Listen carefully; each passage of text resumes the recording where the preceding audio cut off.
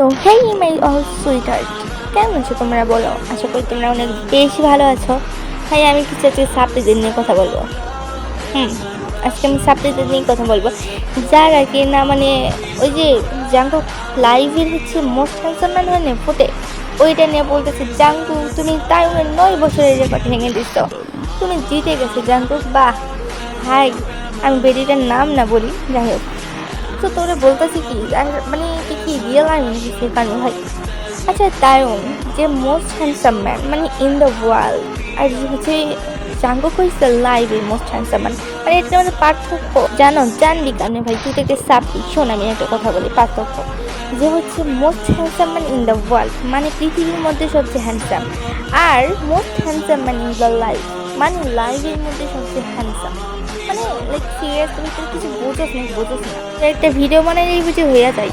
আচ্ছা যাই হোক, তোরা যেটা জাঙ্কুককে নিয়ে হেড মানে ভিডিও বানাইতেছ, হেড কথা বলতেছস, তোরা না ফ্যান্ডম থেকে লিভ নে, তোদের আর্মি হওয়ার মোটেও যোগ্যতা নেই ভাই। ওই যে তোরা সাপড়ি হয়ে থাকে, এটাই তোদের জন্য বেটার, কারণ আর্মি হওয়ার যোগ্যতা তোদের মধ্যে সাপড়িদের নাই। ধন্যবাদ। ওয়েট, আমি যদি কিছু ভুল বলি তাহলে আল্লাহর রাস্তা মানে মাফ করে দিও, বিকজ আমি আর ঝগড়াটা ওরা কিছু চাই না।